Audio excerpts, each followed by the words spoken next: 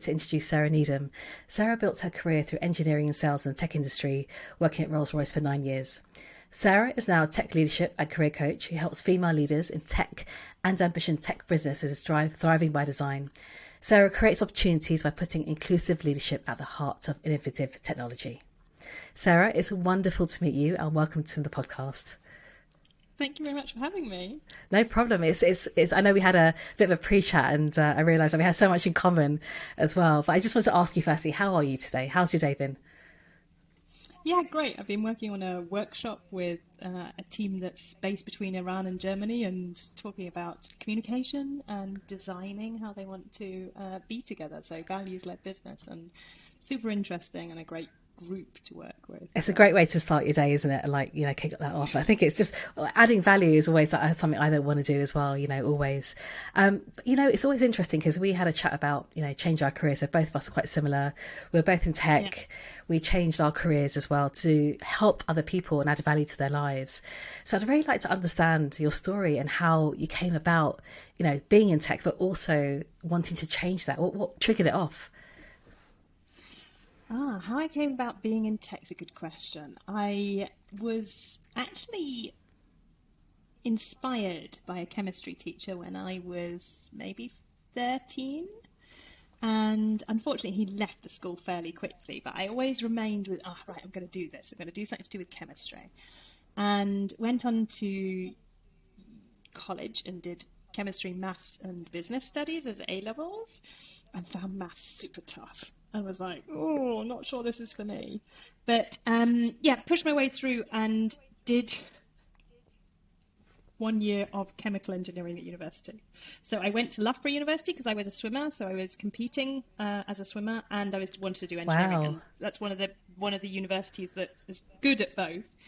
Went to Loughborough, and after probably about 2 months doing chemical engineering, which is what the recommendation was, I was like, this is physics. This isn't anything to do with chemistry. And actually, it's one of the times I would say I was super brave when I was younger. In the fact, after a year, I said, I'm not going to do this because I'm not going to do a career in this. So I actually I'd just gone to see the university lecturer and said, I'm pulling out. But I had no idea what to do next. And as I was walking out the building, the head of the materials engineering department caught me. I was upset. She asked what was wrong. We had a long chat and a coffee, and I enrolled in materials engineering. That's so that's how it worked. But it was, I was one girl in amongst 20 boys. And then after graduating from university, I moved to Rolls-Royce and a graduate scheme.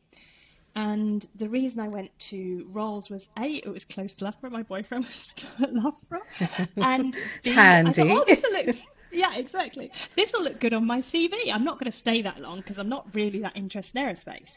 But what happened was I got in the door and saw so many opportunities, and it was quite inspiring to see such a big company and just see kind of almost the world opening up as to, well, I could do this, I could do this. I ended up going into aeronautical engineering, so going into the engine side of the business, and so then had to do a postgrad in aerospace, and then worked my way up through engineering organisation. They moved me over to Germany in 2006, and that was my first step into leadership. I said, I'll go, but I want to be the team leader. And then I think 12 months later, I became service manager.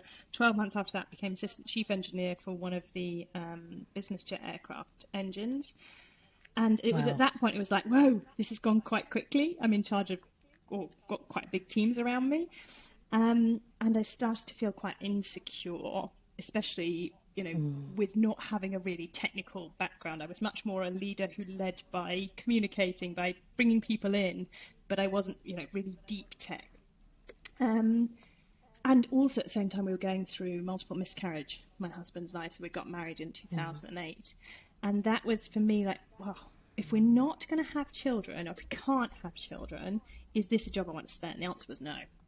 So I looked around and moved into sales. And a lot of people are like, what are you doing? You've got an amazing career in engineering and now you're moving to sales. I'm like, I just want to try it. I want to see whether this is something that I find fun.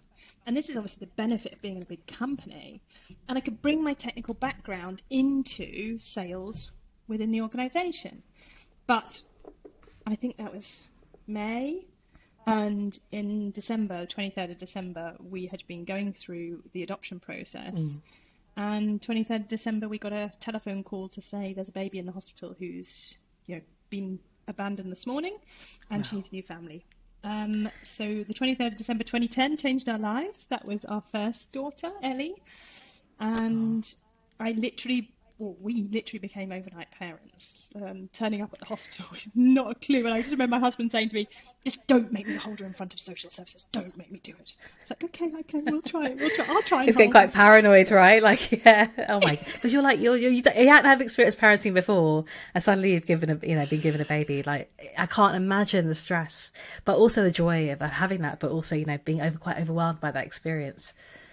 Yeah, totally. And it's one of those days that will stay with us forever. And, just the small things that we needed a list of what we needed to go and buy immediately, because as of the following day, the shops are shut in Germany for like 3 days. So we were like, but that's a really sustainable way to have kids, by the way, because all of your friends all bring around clothes, they bring around bedding, literally. I didn't really need to buy much. So, and yeah, amazing. It was a family event. And so you were saying that, having that, being so busy at work, you changed jobs as well. Was it a bit more relaxed in the sales department? Like, did you enjoy what you were doing at that time? I loved what I was doing in sales. I loved connecting with people. I loved going out and being on the road, sort of meeting new people each time, and also helping them, because that's what I was there to do, was to support them to understand what their options were and understand the products that we had. And you walk into, let's say, a room with a Russian oligarch, or you walk into a room with a CEO of a business, and they don't understand how their debt works. And then you come in and they look at you and think, oh, and you have to help them understand that A, I know a lot about these things, and B, I can help you. And I really enjoyed it. I really enjoyed that kind of atmosphere. I achieved quite well in the first 7-8 months that I was there. But after taking 12 months off with our first daughter, it was clear that I wasn't going back into a sales role while I was traveling a lot. So hence the next few years were really defined by our children. So I went back into commercial. So I wanted to stay on the business side and learn about contracting, learn how Rolls-Royce's business cases worked. And did a lot of work with our customers there on contract negotiations and ensuring the contracts were lived, in essence. And absolutely. That was interesting, but it wasn't what I wanted. It was useful, let's put it that way, but it wasn't really what I wanted to be. So I then moved over to become a program exec, so looking after an engine program, life cycle, cradle to grave. And also kind of all the legacy items around it and maintenance and things like that. And that, again, was really interesting. But I was only in that for about 6 months before they called us again to say, there's another baby, please will you come pick her up. Wow. So, yeah, hence I say my career over those few years was really defined around the children we adopted. But this time you're an expert, right? For the second one. Yeah, this time you're an expert, right? Like you're kind of being able to hopefully, know what to expect. I'm sure it's always unexpected, but yeah. Yes, it is. But actually, this is one area where I'd say I got really... Because the first time around, the company was a bit unsure how to deal with this. Obviously, I was gone from one day to the next, and I did a handover and everything, but it's quite difficult. I always had support from both of my bosses I had at the time. But the second time I remember, I was at work, I was in a meeting. My phone rang, it was my husband's. I kind of red buttoned him and said, call you back shortly. And he said, no, you won't, you'll call me now. So I called him, he said, there's a baby, we need to go and pick her up. I'm like, okay, this is like a repeat, okay, good. And I remember walking to my boss's office saying, right, I've got an hour. And then I need to leave because I need to go and meet our second daughter potentially. And he just said, wow, that's amazing. And I remember sitting there and going, I actually needed to hear that. Yeah. Because that was one of those moments where it could have been like a make or break. And, it was really nice to hear a reaction like that, because at the same time I'm sure his brain was going, oh gosh, she's gone for 12 months. He's already planning the next how do I cover this. But no, it was really good. And then after that, I wanted to obviously come back part time, and it was really difficult to find something in the business because I was being offered more and more jobs, bigger jobs. But actually, it's like right now, I actually need to step back. I've got two young children. My mum had just been diagnosed with dementia, so I was backwards and forwards to the UK a bit, and it caused a lot of kind of stress for me. So I stepped into a role where I was actually doing change management on a building project. We were building a new building, and I was helping them get the people into kind of agile working and moving forward. It's quite interesting when there's lots of engineers in a building, and just realised, as always, I ended up taking more and more and more on till I was responsible for like the buildings on the site, and then how we manage them, and then it turned into a request for me to take on the next level, which was we were building or bringing in a new large engine program from Derby as a second production site, and they needed somebody to lead or head of programs for that. So we ended up sort of growing and growing and growing the role. And when I took that bit, I said, look, I cannot do this for too long. Actually, it's not what I want to do. And so I brought somebody in to kind of take on as I was moving up, that he was ready after a year and I was going to step out. But luck would have it, I woke up one morning and had fever, and it didn't go away for about 6 months. So that Oh my was gosh, really? about Goodness. that was about 9 months into that role. So it was accumulation of things, and looking back, all the warning signs were there. Yet I ran all the amber traffic lights, as you might call it, until my body went, no longer red. So do you think it was all the things that accumulated in your life previously, all the stresses, all the strains that came together for that? Because I know that you speak about burnout as well, that you experienced that burnout yourself. So do you feel that was that? Yeah, it was. And so what does burnout feel like when you're experiencing it? It's trauma, basically. It really is, because I remember thinking, this can't be, how can this happen? I've always managed to cope with everything. And what I realized was I wasn't coping with things, I was just burying things. And suddenly the pressure had gone on the pressure relief valve to say, this just doesn't work long term. It's not a long-term strategy. Because we had counselling leading up to the adoption, but we didn't have any counselling once we got our baby.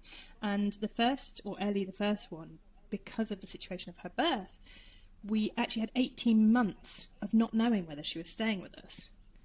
So it's different to the way the UK does it. Obviously, the uncertainty is on the parents, the adoptive parents, and I think it's great. I wouldn't change that because you give the security to the child. But at the same time, it's an awful lot to take on as a parent. You're loving a baby, you're getting to know a baby. And in the back of my mind, I was always thinking, I know that the best place for a baby is with its natural mother. If there's any chance that it can be, it should be. And so this was, the part of me was, I've got a baby and I want this baby and I love this baby. And the other part of me thinking, I can, empathizing with the birth mother. Oh my goodness, what's she going through? How is she coping? She's not got any support. If she wouldn't have done this had she got support. So there was that kind of those like balance that was going off in my head, or this tug of war. Of course. Which is super hard to deal with, and we didn't have any support at that stage. And worse still, sometimes social services would call us, not leave a message, and by the time you call them back, they've gone. You're like, well, what did you want? So all these things, and then with my mum having been sick or being sick, and obviously there's no way it's going to get better. You're just dealing with whatever's coming, just watching her fade away to a point where you don't recognize that person anymore. And honestly, the guilt of being in another country while that's happening. So I've got one sister in America, I've got one, I'm here, and then my sister in the UK, and it's hard, really hard. It is. And it is, and it feels like it's. Yeah, and that's the thing, because you just keep going and you just don't realise. And I think we do that, especially as women. We try packing everything in and think we're okay, but it does come out in physical ill health, mental ill health as well. Like, looking back though, what were the warning signs? Like, what were you ignoring that was happening to you? I didn't want to go to work for the last 3 years, I would say. I wasn't happy. I knew I wasn't happy. My husband and I had discussed it and said, well, let's try and hold out a bit longer because, the kids are small. We need that, we need that stability. We need that stability because if anything happens to your mum as well, we need to be able to, be in that space. But I felt it in my body that, I'd drive to work and I'd feel tension in my hips. And I was doing this, and then one day I went to see the dentist, and she was like, the stress in your body is actually moving your teeth around. Have you even Oh realized? my I was like, gosh. goodness, no. Wow. So I had to have, I remember having really tight physio on my jaw because my jaw was was so blocked up. And yeah, just normal, couldn't switch off, wasn't really sleeping, but just felt like I had to go on, and I could go on. I felt, I've done this for so long. Um, it was, that's what it felt like. And then waking up one day and recognizing, right, the valve's gone.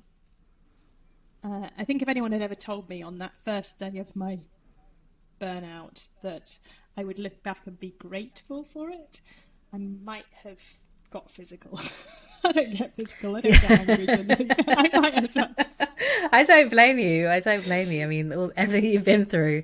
And so tell me, what was it sounds horrendous what you went through. It sounds very traumatic. You went through such beautiful experiences with having your children as well, but your mother being sick, being in a different country, work being quite stressful at times. And so tell me, so the fever triggered it. So you were off for a while. How did you start your recovery process from that? As usual, I don't take things lying down. But I knew I was going to be off for a while at that point. I think it was kind of beginning of November or end of October.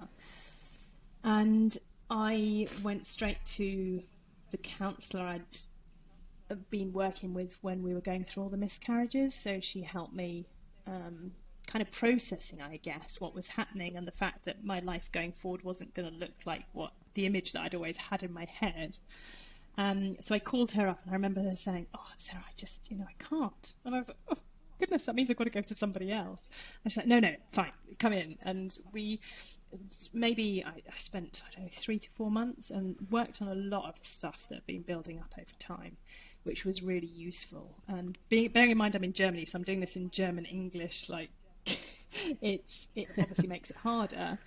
But it was a really useful space for me to unpick some of the things that happened. I mean, I mentioned this Sure. to you, the fact that I couldn't really process my feelings. So actually, some of the stuff was just getting as simple as writing down the word of a feeling, and then what would I feel in my body, and when might this happen, and trying to actually understand for myself, what are these? There are different colors or gradients of it. It's just not something I'd ever really understood. But giving myself the space to do it was super important. Absolutely. And did because it sounds like you use your internal tools to help yourself, become better and manage what you were going through. Did you have any external support as well? Yeah, so the psychologist was one, and then I did, in German, they call it a Kur. So it's like when you've been sick, you go for recovery somewhere. So convalescence, I guess, is the word. But what I Interesting. chose to do was something slightly different. In fact, I went every Friday for, I think it was like 12 weeks. And it was a sort of homeopathy, and it was learning meditation. It was, putting some of these tools in place to just help you process what was going on and give you different ideas as to how to manage stress and how to deal with it. And it was, again, really useful. Again, all in German, which made it more difficult, I guess. But I did find it really a way to come down. And I remember one Friday they had a whole day where we were basically meditating. We weren't allowed to speak. We weren't allowed to speak to anybody else for the day. It was, I'm not sure what it's called in English.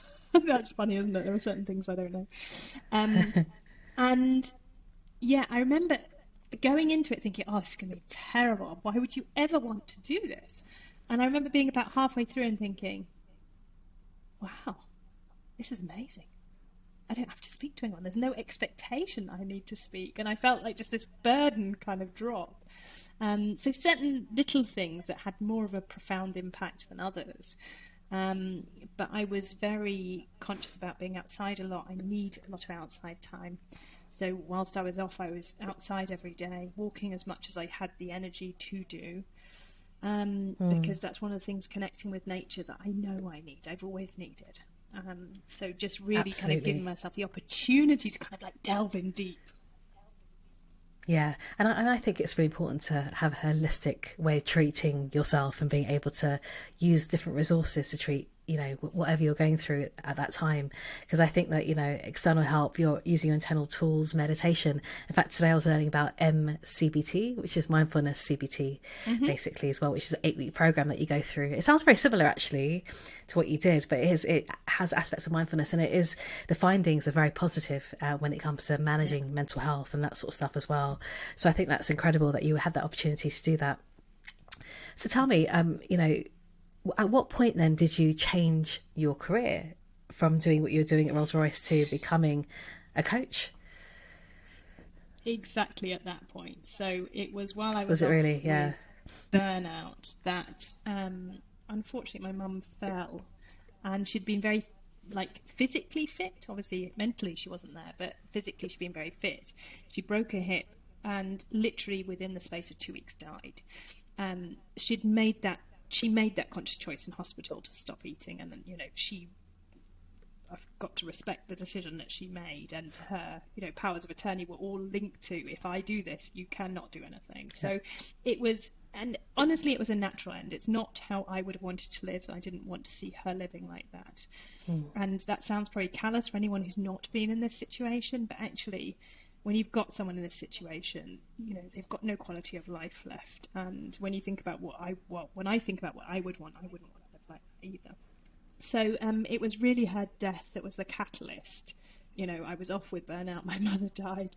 And it's so often the case, isn't it, that those are the moments when you really take a long, hard look in the mirror and think, what am I doing?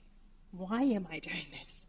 And I realised I wanted to have more fun. I wanted to have more time with my family, and I wanted to be a role model for my adopted girls, to show them that you can do what it is you want, and don't get stuck in a space where you feel like you don't have a choice anymore. And I basically went back for a little while, probably about 3 months, and tried to find something within the company that would satisfy me. But I'd also recognised that my values of sustainability were not really aligned to jet engines, let's put it bluntly. And also, I didn't feel like I was able to lead in that space in the way that I wanted to. So all of this kind of coming together was really the point where it was pretty much clear when I went back to work. And then I went to HR, I think about 3 weeks, a month later, and said, right, this is what I want. It's time for me to go. And I had support from the company, and that was nice.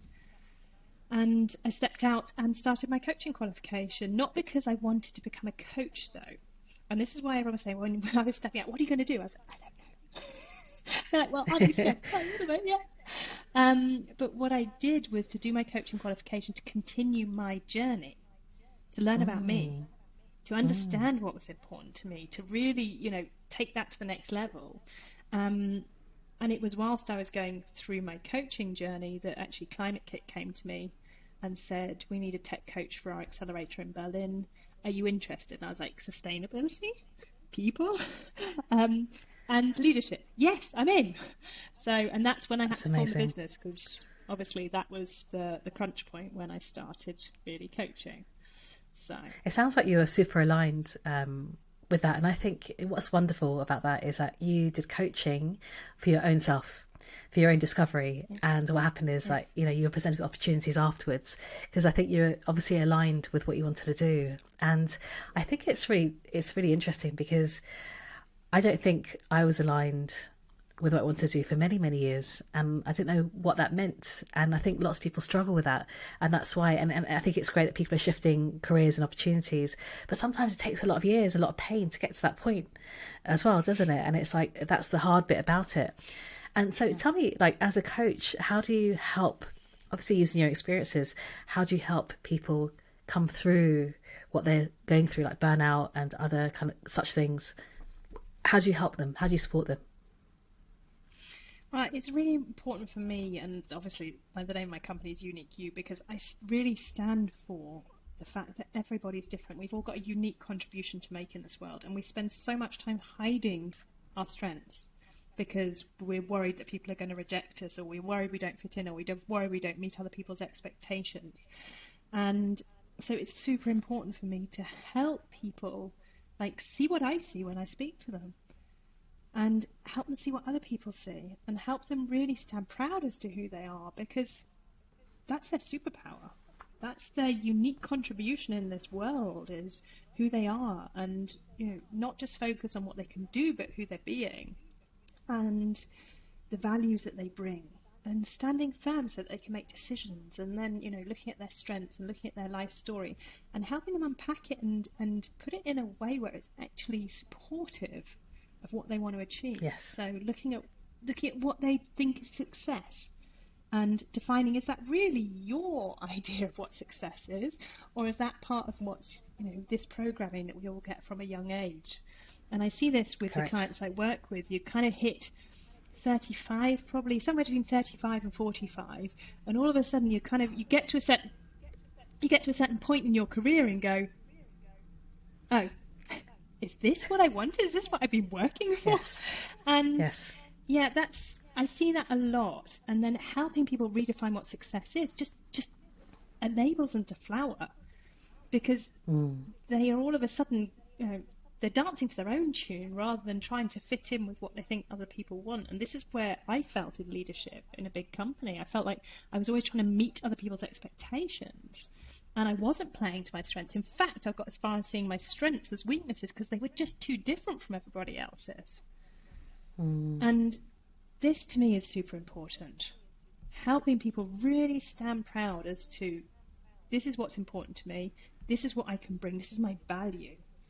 And, this is what my life story brings to me today. Not in a fact that they can talk about it quite maybe as openly as you and I can, because we're used to this now, but using it as Absolutely. a way to inform. Absolutely. And do you see any sort of common, because correct me if I'm right, because you work with mainly women in tech, is that correct?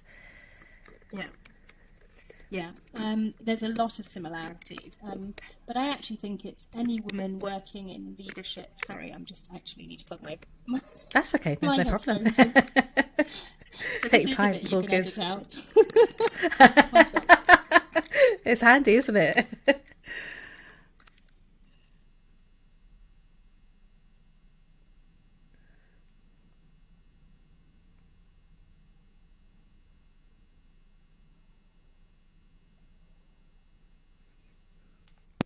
Oh, I've lost you again. Oh, you're back. Are you back? I'm back. Oh, you're back. Yeah, You're back. can you hear me? Fantastic. Yes, yeah, I can hear you now. Yes, brilliant. Yeah, so I was going to ask, like, are there any sort of common mental health issues that you find with the people that you work with? Common mental health issues are really around getting worn down over time, and really around biases, like I think a lot of us here, to the point where we actually believe what other people are saying about us or commenting about us. So it really does affect our self-worth, our confidence. And what I normally see, the trajectory is that most women in tech start their career thinking they can, change the world, and they're really powerful, they're really excited, they're really engaged.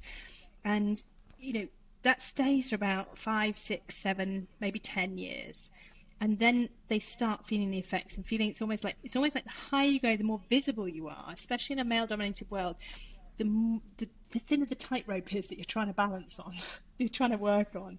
It's almost like or the stilettos are getting higher and higher, because you're literally trying to balance between what you think other people want from you, the commentary that you're getting as to, the labels, you're being too loud, you're being too nice even, it works all the ways. All these labels have a negative effect. And, Yes. I think I didn't realize when I was in industry how much of an effect this had on me, and how much of what I'd kind of learnt as a child was also still present in terms of how I was behaving, that I'd brought through. And I think this is fairly normal. We're told as girls not to be overly outspoken, to support other people. As we get older, we take this to extremes, to the point where we're not looking after ourselves. And this is what I see more and more, is women are there to support and serve other people, and the servant leadership is great. And Yes, there's a balance. There needs to be more. We must look after ourselves. Absolutely. And this often gets left behind. It does. And I think that, we talked about this, didn't we? We talked about that we don't connect with our emotions, and the way that the school system is as well, we're not taught to connect with our emotions, and so it's a vicious cycle of not really understanding how we feel.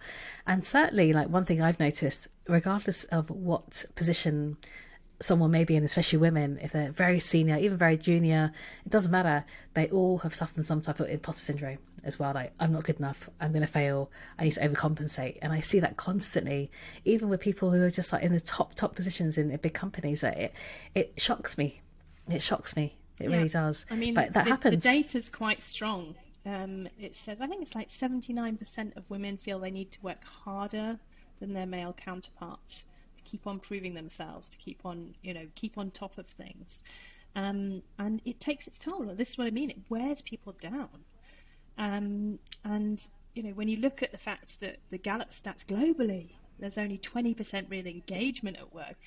What a wasted opportunity are we sitting in when businesses are content or not seeing the fact that their people are disengaged, they're not able to bring their full value to the company because they're not looking after themselves, or they're just not aware as to the fact that there might be something better for them out there. And again, another thing we see often in women is the more worn down you get, the less likely you are to change jobs or business. You're actually likely to stay longer because you're feeling you're lacking self-confidence. You don't think your skill set's worthwhile somewhere else.